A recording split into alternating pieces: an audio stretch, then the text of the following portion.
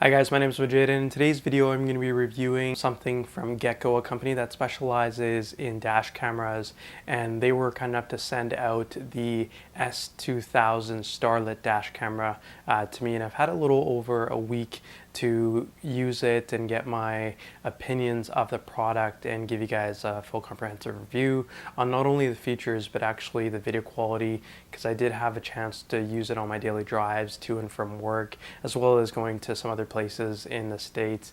So you'll see some mixed footage from different days, and you can tell how the camera reacts to different weathers or how the footage is in different weather, as well as different lighting conditions, because I do park underground, so it changes it a bit. But overall, let's start with the features and then get into some of the other stuff. So without further ado, let's begin this review.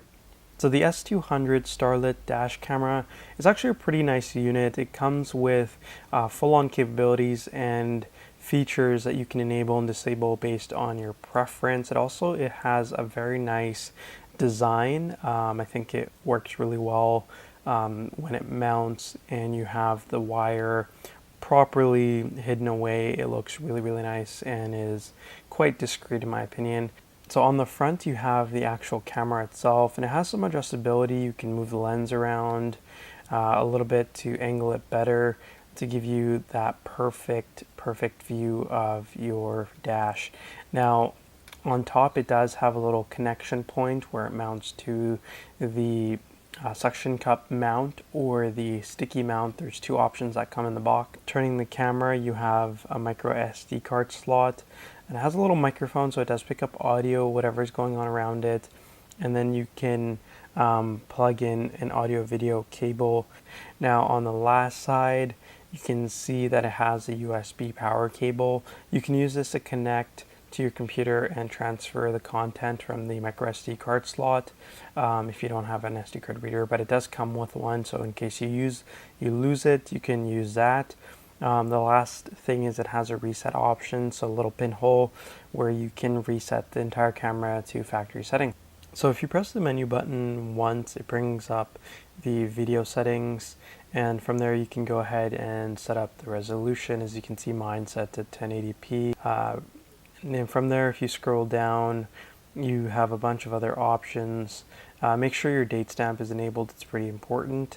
Now if you press the menu button twice, it goes into system settings. From there, you want to definitely ensure that your date and time is set up and it's set up correctly. This is very important for when you're looking back trying to find a video clip and you want to know exactly at what point in time it was shot. This comes in really handy, especially if you get into an accident or some sort of altercation. Aside from that, you have something called parking monitor. We'll get into this just a little bit, but as you can see, mine's off. You can turn it on if you like. Other than that, going back, you have a bunch of other options. You can turn the beeps off, change the language. Now, the language is important. I have mine set to English, but if you prefer a different language and you're more comfortable with it, this particular device does, support some of the popular languages in the world, so you should be able to find something. Now on the main screen of the camera, you can see there's a bunch of the features that we talked about, such as your date stamp, your full HD 1080p. It also shows that it's running on battery power. It has an SD card slot, and the microphone is enabled, and it's in video mode. So at this point, a lot of those things you may or may not find useful, but I do like the fact that the date stamp is there, and it has a display of some video settings. It's useful. So the S200 Starlit dash camera is pretty nice. Overall, the unit has some pretty impressive specifications. So let's go through some of the more interesting ones. Now it has a Sony Starvis image sensor. Now this is what makes the product unique. Very high quality video, both in daytime as well as in low light situations during the night. Adding to that, it has a 140-degree viewing angle, which allows you to see quite a lot out of the front of your dash. As you can see on my vehicle, I can see the left and right side bumper areas or the top of my hood very nicely, so if something does impact there, I'll get it.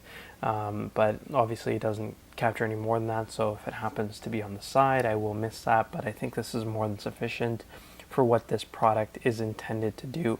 And now in terms of resolution, I was surprised quite a bit because I've been recording at 1920 by 1080, but it does have the option to go down to 720p, or you could increase that and go to 1296p, so 1728 by 1296 at 30 frames per second.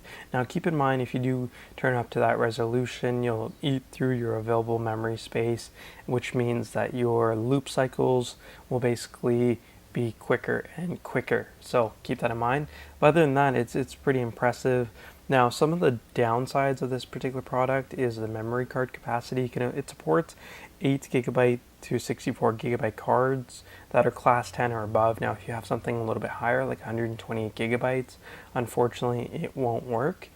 Aside from that, it does have a very small 300 milliamp hour battery, which allows you to turn the camera on, do some settings without it being connected to your car or plugged in.